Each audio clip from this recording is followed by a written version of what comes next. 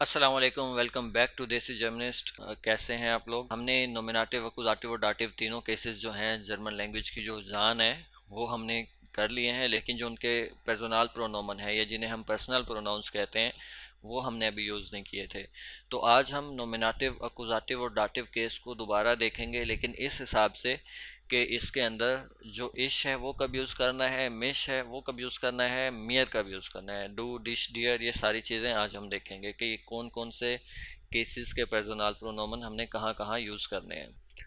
आज part first है। पहले आज हम देखेंगे वीडियो के अंदर कि हमने ये पर्सनल प्रोनोमन हैं कौन कौन से नोमिनेटिव, अकुजाटिव और डाटिव में। उसके बाद हम देखेंगे कि इसको नोमिनेटिव में यूज़ कैसे करते हैं। फिर इसकी हम 3 वीडियोज़ अलग अलग बनाते हैं ताकि आप लोगों के लिए भी समझने में मुश्किल ना हो और देखने में भी वीडियो लेंथी ना हो।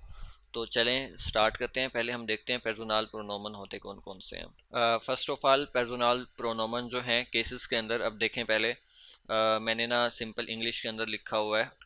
अब इसके अंदर मैंने जो हमारी उर्दू, हिंदी या पंजाबी में कह लें वो रोमन के अंदर लिखी है ताकि आप लोगों के लिए समझने में आसानी हो। अब सबसे पहले देखिएगा, जैसे है मैं, तुम सब, आप सब, वो जिनके लिए भी हम यूज़ करते हैं, फिर हम, वो सब। अब सबसे पहले देखें, मैं जो होता है जिसको हम इंग्लिश में कहते हैं आई, उसको हम नोमिनेटिव में कहते हैं इश, अकुजाटिव में कहते हैं मिश और डाटिव में कहते हैं मियर। जब हम यूज़ करते हैं ना वर्ड तुम एक बंदे के लिए या यू सिंगुलर के लिए, तो हम यूज़ करते हैं डू।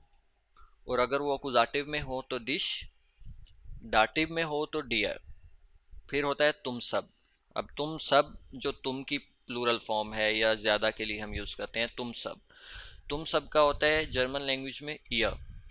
अब ईयर जो है इसकी अकुजाटिव की फॉर्म है ऑयश और डाटिव की फॉर्म भी है ऑयश। उसके बाद है आप और आप सब। एक तुम था एक के लिए इनफॉर्मली, तुम सब प्लूरल के लिए या एक से ज़्यादा के लिए इनफॉर्मल। अब आप और आप सब इन दोनों के लिए, यानी कि फॉर्मल में जो सिंगुलर और प्लूरल है आपका वर्ड, उन दोनों का सेम ही होता है, हर चीज़ सेम ही है उनकी। चड्डी बड़ी दोस्त हैं ये। तो आप कह लें जी। जर्मन लैंग्वेज में जब भी हम फॉर्मली कहेंगे आप, उर्दू में जैसे हम आप कहते हैं, और अकुजाटिव भी उसका जी ही है और एस कैपिटल है इसका। और फिर इसका जो इसकी जो डाटिव की फॉर्म है वो है ईनन। फिर है वो। अब वो के 3 वर्ड हैं, एक वो लड़के के लिए होता है, दूसरा लड़की के लिए होता है और तीसरा न्यूट्रल के लिए होता है। तो पहला देखें, अभी वो लड़का है एयर। जब भी हमने लड़के के लिए बात करनी कि वो बहुत अच्छा है, वो ऐसा है, वो वैसा है, तब वो के लिए एयर, उसकी अकुजाटिव की फॉर्म इन, डाटिव की फॉर्म ईम। उसके बाद है वो लड़की, सेकंड है अब ये जी। जब हम कहें कि वो बहुत अच्छी है, जी अकुजाटिव की फॉर्म भी सेम और उसकी डाटिव को फॉर्म जो है वो है ईयर। अब है वो न्यूट्रल के लिए, जैसे हम कहते हैं कि ये ज़बरदस्त है, या किसी बेजान चीज़ उर्दू में हम स्पेसिफाई करते हैं, कोई बेजान चीज़ हो या न्यूट्रल कैटेगरी की जो भी चीज़ हो, वो इंग्लिश में जिसके लिए हम यूज़ करते हैं इट, तो वो होगा वो न्यूट्रल वाला। उसकी जर्मन में ट्रांसलेशन है एस, और एस ही उसकी अकुजाटिव की फॉर्म है। और आगे जो डाटिव है एस भी कर सकते हैं हम इसको और ईम भी कर सकते हैं, जैसे डाटिव वाला एयर का है। उसके बाद है हम, ये जिसको हम इंग्लिश में कहते हैं वी, उसकी जो नोमिनेटिव की फॉर्म है वियर, या नोमिनेटिव का पर्सनल प्रोनाउन जो है, फिर अकुजाटिव का उन्स और डाटिव का भी उन्स। फिर वो सब, यानी कि प्लूरल। अब पहले हमने वो पढ़े सिंगल सिंगल, लड़के वाला, लड़की वाला और न्यूट्रल वाला। अभी लास्ट में है वो सब वाला, ये भी प्लूरल है।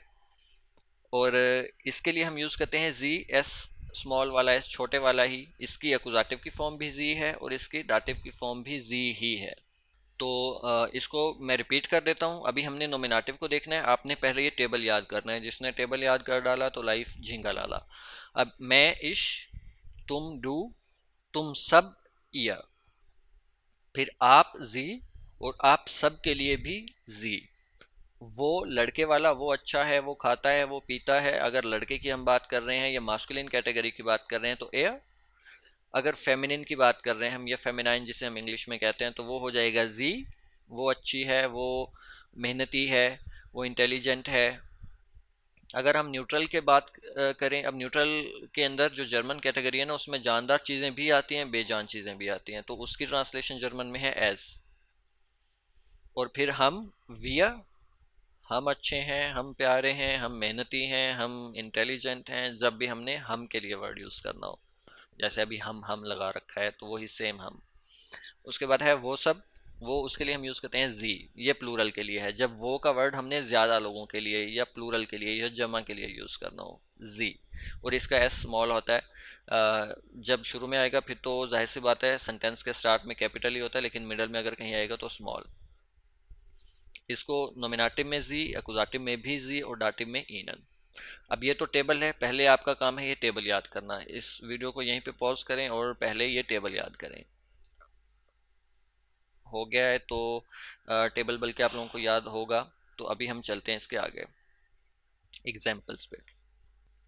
अभी जब हम यूज़ करेंगे ना, सिर्फ और सिर्फ हमने पर्सोनल प्रोनोमन यूज़ करने हैं नोमिनेटिव के। सबसे पहले जब आपने इनको यूज़ करने तो आपको पहचान होनी चाहिए केस की, जो हमने अभी तक केसेस कर लिए हैं।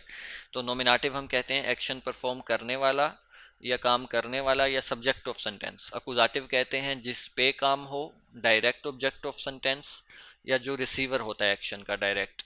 और डाटिव होता है जिसके लिए काम किया जाए, ये इनडायरेक्ट ऑब्जेक्ट ऑफ सेंटेंस। तो अभी हमने सिर्फ नोमिनेटिव के पर्सनल प्रोनोमन या पर्सनल प्रोनाउंस यूज़ करने हैं, तो चलिए करते हैं। अब पहला देखिएगा, मैं कहता हूँ, पहला इश के साथ है। मैं कहता हूँ कि मैं बुक पढ़ता हूँ, इश लेजे दस बुक। अब हमने इसको किया है, इश लेजे दस बुक, मैं बुक पढ़ता हूँ। इसके अंदर पर्सनल प्रोनोमन है इश, और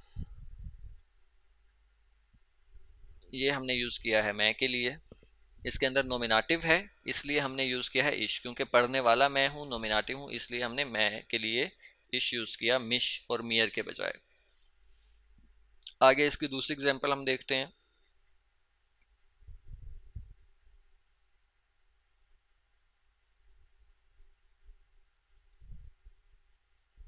आगे इसकी दूसरी एग्जांपल हम देखते हैं। अगर मैं कहता हूँ तुम के लिए, तुम, मैं कहता हूँ तुम सेब खाते हो, डू ईस्ट देन एप्पल। अब इसके अंदर तुम एक के लिए हमने यूज़ किया था, तो उसका हमने सिंगुलर यूज़ किया डू, नोमिनेटिव वाला और इनफॉर्मल। अब थर्ड हम देखते हैं तुम सब के लिए। मैं कहता हूँ कि तुम सब सेब खाते हो या तुम सब चॉकलेट्स खाते हो, तो अब डू यूज़ नहीं करेंगे, हम तुम सब वाला यूज़ करेंगे, ईयर। ईयर एस्ट डी शोकोलाडन, शोकोलाडन यानी कि चॉकलेट्स, तुम सब चॉकलेट्स खाते हो। उसके बाद हम यूज़ करते हैं आप, फिर करेंगे आप सब। अब आप और आप सब एक ही चीज़ है, दोनों का सेम है। जैसे मैंने पहले बताया था चड्डी बड्डी, यानी कि इनके अंदर कोई डिफरेंस नहीं है। अगर आप आपके लिए यूज़ करेंगे या आप सब के लिए, तो सेम ही है जी। अब मैं कहता हूँ कि आप जर्मन सीखते हैं या आप जर्मन सीख रहे हैं, तो वो हो जाएगा जी लर्नन डोइच। आप जर्मन सीख रहे हैं या आप सब जर्मन सीख रहे हैं, दोनों मीनिंग्स इसके हो सकते हैं, क्योंकि जी का मतलब आप भी है, आप सब भी है। उसके बाद हम चलते हैं आगे। उसके लिए है वो लड़के वाला। अब मैं कहता हूँ कि वो जर्मन सीखता है, तो हम कहेंगे एयर लर्नड डोइच। अब सीखता है मैंने कहा है, लड़का है या मास्कुलिन अगर हमारा मकसद हो, तो हम यूज़ करेंगे एयर। उसके बाद हम देखते हैं फेमिनिन वाला। अगर मैं कहूँ कि वो जर्मन सीखती है, तो वो हो जाएगा जी लर्नड डोइच। अब हमने यहाँ पे वो ही यूज़ किया, लेकिन हमारा मकसद, जो हमारा कहने का इरादा था, वो फेमिनिन के लिए था, या फेमिनाइन जो इंग्लिश का होता है, मतलब कि फीमेल कैटेगरी या खातून या औरतों वाली कैटेगरी। तो उसके लिए सिंगल अगर हो, एक ही हो, तो वो यूज़ होता है जी, एस स्मॉल वाला, जो हमने यहाँ पे लिखा हुआ है, ये ये वाला। तो इसको हमने एस कैपिटल इसलिए रखा है क्योंकि ये सेंटेंस का स्टार्ट है। उसके बाद अब हम आगे देखते हैं इसकी जी के बाद एस की अगर हम एग्जाम्पल बनाते हैं।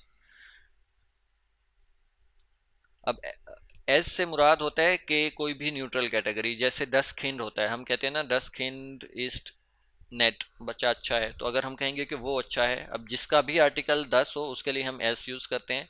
तो एस लर्न 2H वो जर्मन सीखता है। अब यहाँ पे हमारा मकसद वो से न्यूट्रल कैटेगरी थी, यानी कि बच्चा था। उसके बाद हम देखते हैं हम वाला।